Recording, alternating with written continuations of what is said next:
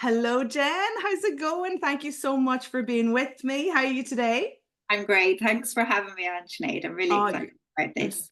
oh, fantastic. I'm so excited to have you. I've been following you for a long time, learning from you from a for a long time.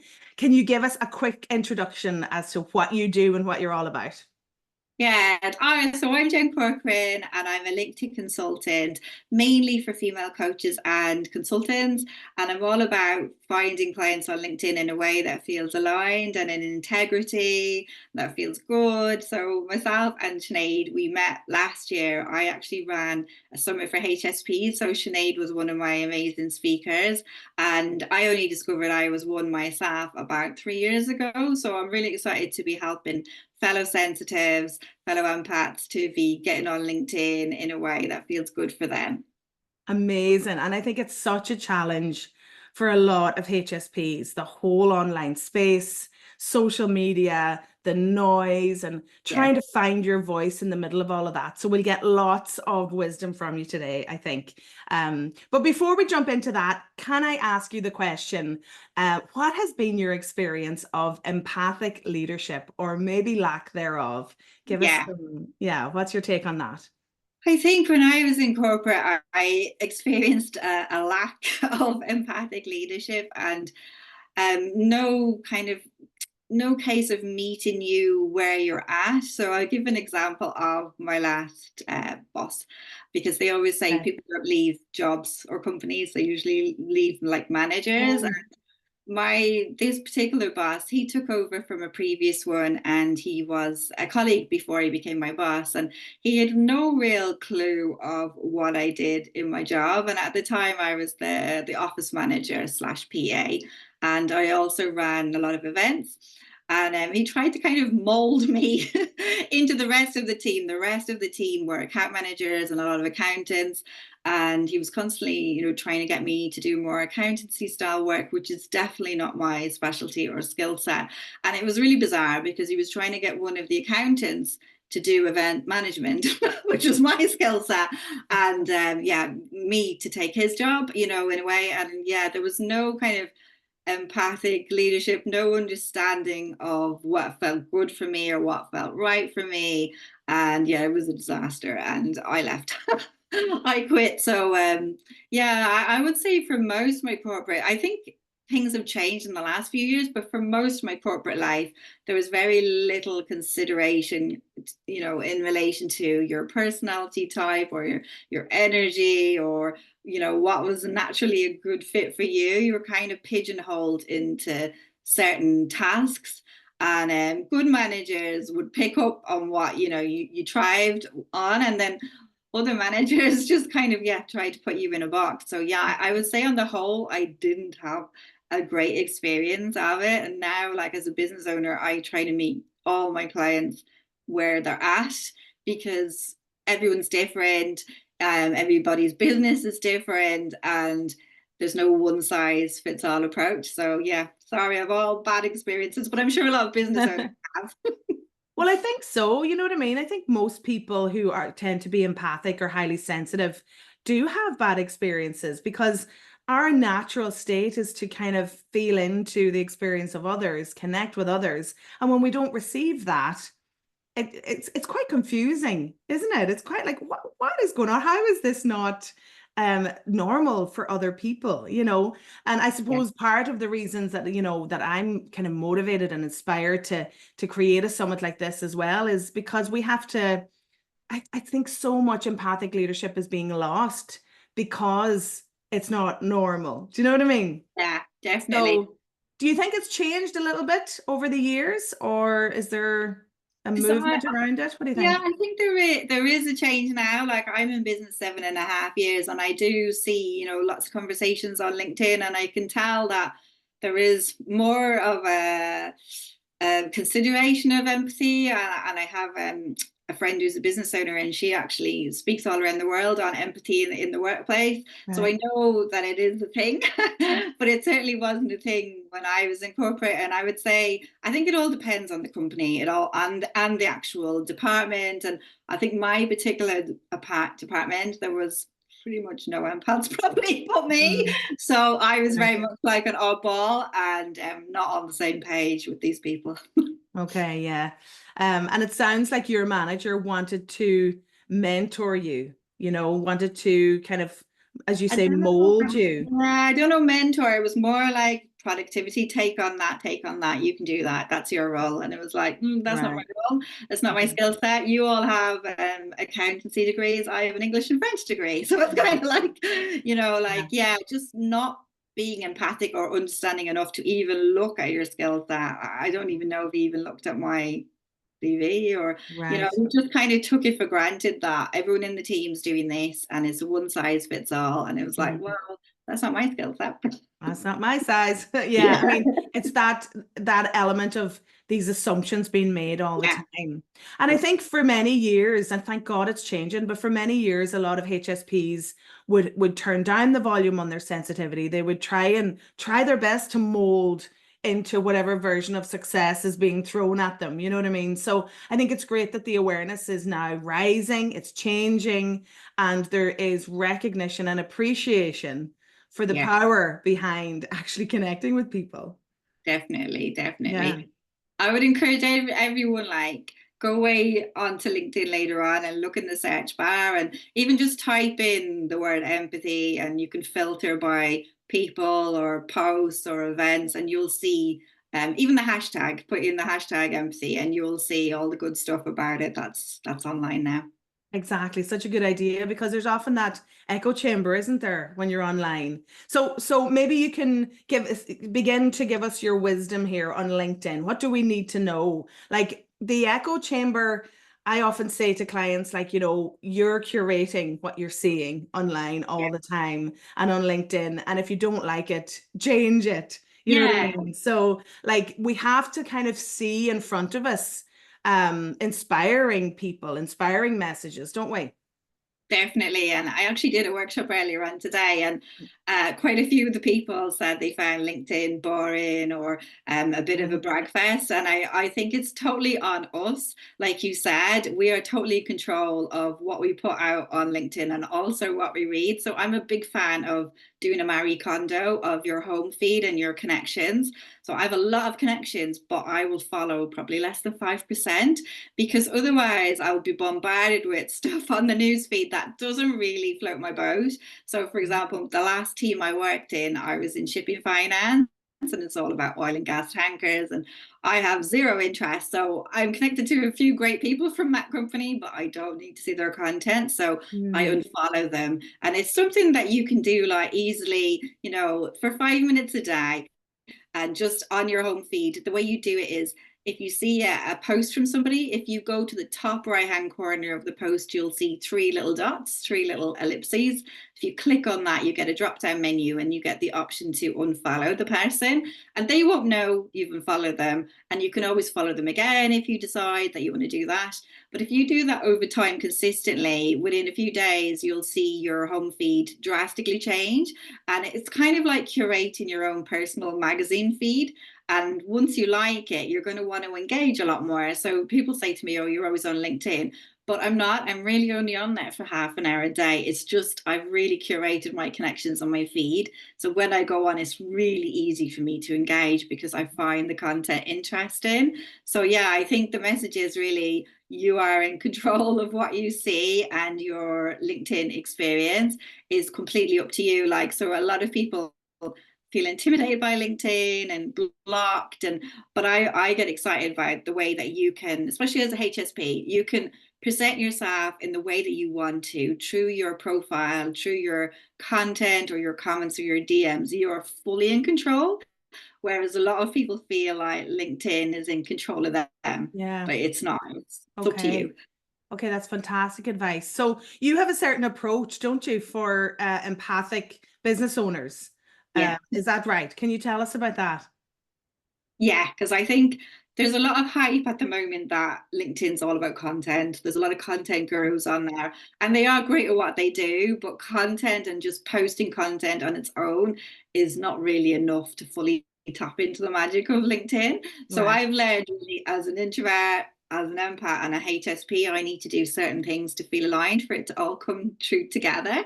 So my framework's called my PACT framework, and that stands for presence, action, connect, and track. So the presence part really is all about building a solid foundation. So as an individual, that's your personal profile, fully optimizing it, making sure that it showcases how amazing you are, but also how you can help other people, what's in it for them, and having like, great branding in your banner and your headshot and all the right words throughout your profile so that you show up in search and you speak to your people. And if you're a business owner, I'm a big fan of having both your profile and your company page. So for me, they're your solid foundation. Before you even start on LinkedIn, it's like getting them done. Then the second part is action, because a lot of people are passive on LinkedIn and they're waiting basically, and they have like a hope strategy. Whereas to really unlock the magic, you have to build an aligned audience and actively add interesting people to your network, whether they're people you want to collaborate with, people who are your ideal clients. Obviously, we met on LinkedIn and we're collaborating on this summit. Yeah. So, it's all about taking action and not saying to yourself, oh, who should I accept? Should I ignore or accept? The real question is, who do I want to add to my network? And being, active and doing that, whether it's some people might want to do it daily, others weekly, others monthly, whatever feels right for you and your energy. And then the next part is connecting. So you can connect in different ways, no one size fits all. The bare minimum, you have to do DMs because that's how you truly connect on LinkedIn. And the first 5 years I was on LinkedIn, all I did was connect in the DMs and have a good profile, and I massively built my network. And another way you can connect is through content. For me, the content is like the icing on the cake. The cake is really your profile and the DMs. Yeah. And if you're not confident enough to do content, you can do comments, because comments are a great way to stand out. And I know a lot of HSPs and empaths are really good at responding. So it Yes. might be a lot easier for people to respond and give their take when they see something rather than to create themselves. Yeah. And then my last part is tracking, because if you don't have some kind of tracking system, LinkedIn is all just noise. You're going to forget all the great conversations you had. You're going to forget how to follow up with people. So you can create a very basic and simple tracking system. So what I do with my clients is basically set up a Google Sheet for them. And there are different people in different tabs, depending on what their LinkedIn goals are. And at the bare minimum, you can put like in one column people's names, in the next column their LinkedIn profile URL, and then another column some notes. It could be the dates you've last chatted to them. But I think tracking is so important because, especially as a business owner, you're really not going to remember who's that person, especially if your DMs are coming in fast and furious, or if you're doing a lot of engagement on the home feed. If it's from a post a week ago, you'll miss it. So I'm not saying stick everyone in your tracker. You're only going to stick certain people in there. And when I'm going on LinkedIn, I'm working off my tracker, Sinead. Otherwise, you get sidetracked and you fall down the rabbit hole, and you could be scrolling for an hour and you've done actually nothing that's going to move your business forward. That is so wise, because it is true, isn't it? You kind of open it up and you tend to just scroll instead of being strategic, instead of kind of being focused. I love that. I mean, that is wisdom for sure. Like, because the DM, sometimes then you might have a great chat with someone, but then you completely forget. And it might be two months later we go, oh, I'm so sorry I didn't come back to you. And then, you've maybe lost the connection that you potentially had there. I know that's happened to me quite a bit. So DMs, I suppose, are something that people shiver at, let's face it. At least I do quite a bit. And maybe it's because as a HSP, it's my experience on all platforms, where you have a lot of these kind of, these cold DMs where, they're generic. And so what's your take on that? Or how do you deal with those? I think a lot of people are reticent about the DMs and terrified about them and terrified about sending them. Even as a business owner, they don't want to come across as salesy. So I'm all about, in business, attracting people to you. And I have very much like an approach that's called the doctor method. So just as you'd go to a doctor when you're sick. When we go, we allow the doctor to prescribe because we've kind of self-selected and said, we need help, I've got a Mm. problem with this. I only really engage with those type of people in the DM. So for example, if I do, well, this talk, the summit, if somebody reaches out to me after the summit and says, hey, loved your chat with Sinead, then I will start a conversation with them and see where it goes because they've stepped forward. So I only really deal with people in the DMs that people have stepped forward, and Mm. you can kind of detect who these people are by, number one, they're telling you specifically, I saw you on this webinar, or I heard your podcast, or I love your content. So they're saying that, or else they're being very enthusiastic with you in the DMs, or they're reaching out with a question, or when you ask them something, you're responding and they give you big detailed answers. So they're kind of stepping forward because they Mm. see you as the expert, the doctor, basically, and Mm. then you can lead and prescribe. But I think what a lot of people do is they're sending cold DMs to people who have no relationship with them whatsoever. And it's super spammy. And yes, they may need the help, but they don't know they need the help yet. So yeah, my approach really, I do a lot of LinkedIn events, helping you to attract, whether it's through a summit or a webinar or a LinkedIn live event or a LinkedIn audio event. And I prefer to attract them to me because it's Yeah. warm and it's way less icky. Life is too short to be trying to target everyone on LinkedIn. So Yeah. yeah, my approach is very much about kind of positioning you as an expert and getting them to come to you.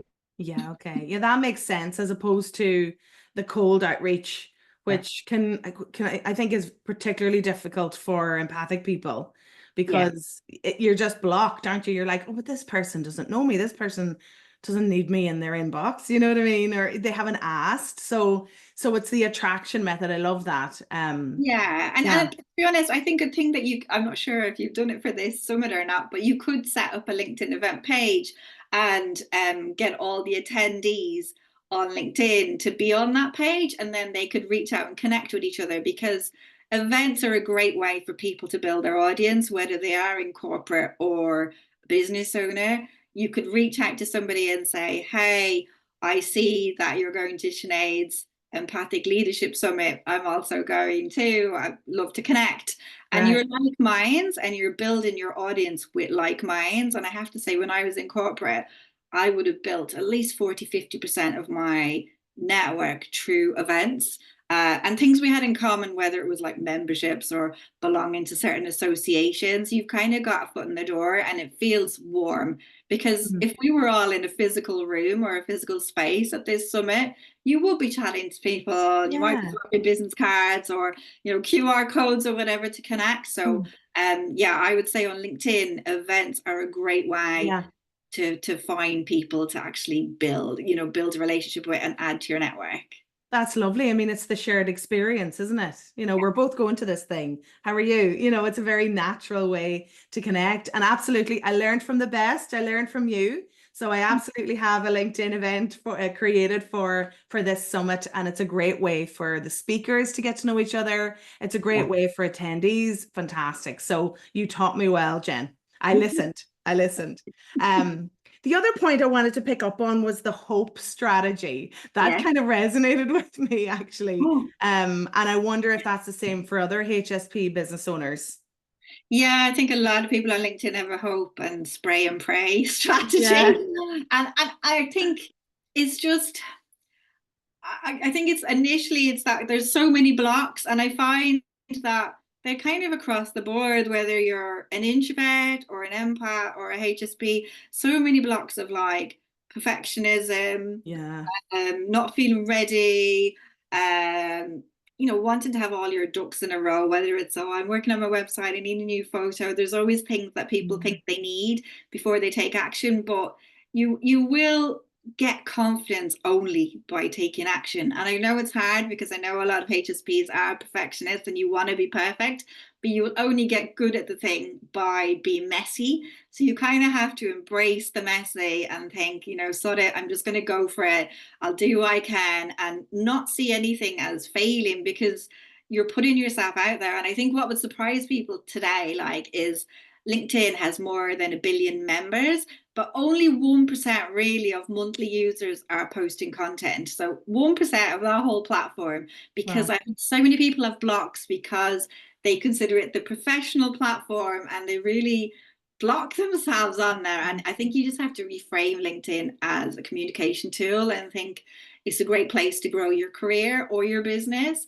And you're kind of mad if you don't lean into the magic of it. And you really have, it's hard, and it is a hard one for a HSP, but you really have to get over yourself. And I think the way I've done it is really going deep and connecting to your why and thinking, why am I in business? If most HSPs, all HSPs really are going to be mission led and purpose led. So if you Yes. connect to the people you really want to help, then it's not really about you anymore. So I found I've really had to get over me, Jen Corcoran, and think about the female coaches and consultants that I want to help Yeah. get clients. And a lot of them, I work with amazing coaches around the world. They could be health coaches, business coaches, but a lot of them are doing amazing things. So I'm really happy to help them, and I'm willing to be braver for them. So I think, yeah, you have to just say you cannot be perfect.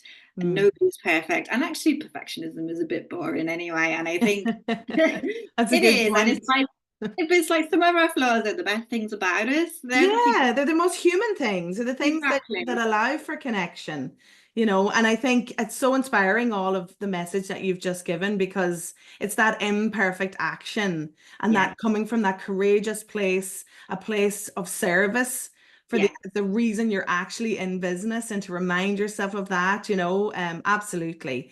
Yeah. We have to say, but I think most business owners have the capacity to do that, don't they? Otherwise, they wouldn't be in business. Yeah, you just have to tap into that Yeah, tapping bravery. And into I it. know it's not easy. And I'm in business now 7.5 years. And I would say the first year and a half, I didn't do any video. My business was completely different at the start.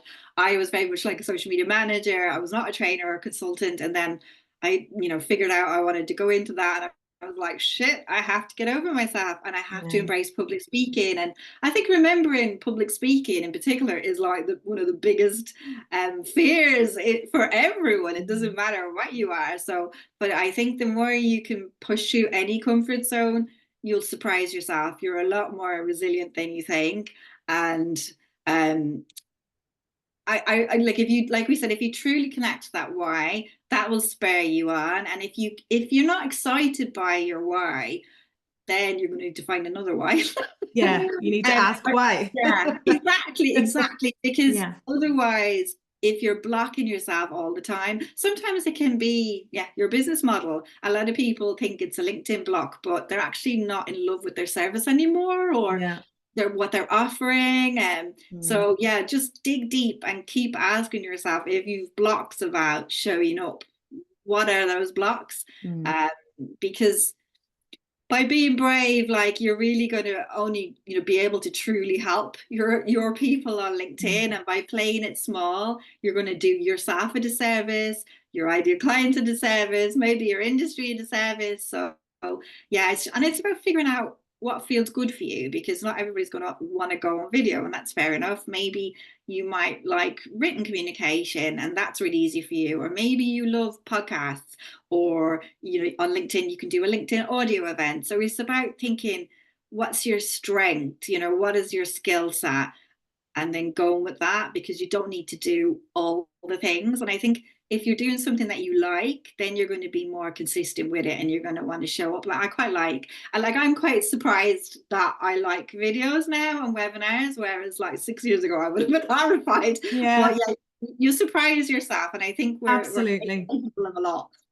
Like, I had a similar experience at the beginning as well. It's that, like, getting on video and, but then I realized that I love this kind of format where I'm chatting to someone, and I'm much more comfortable like this than staring at the screen trying to Yeah, come up, and then it's like, oh, I really like doing those interviews. I'll do more of those. And, and now it's not such a big deal to be on camera. You just kind of, you're just used to it, and you get into that mode, isn't it? So yeah, yeah, there's a balance between understanding yourself, but also challenging yourself and pushing yourself a little, I think. yeah.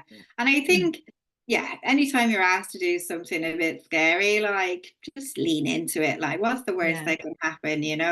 Anything I've pushed myself through has always been worth it, and yeah, it's yeah, part of being in business. Like you say, you kind of, if you've put yourself out there to be in business, you have to be a bit brave yeah. because otherwise your business is not going to take off. And Mm. what a shame that will be for you and your family and everyone. So it's Yeah. just worth being brave and being badass in your own like empathic way. Fantastic. Being badass in your own empathic way. What a fantastic point to end on. Tell us, where can people find you? Are there resources that you can offer people? Give us some info on that.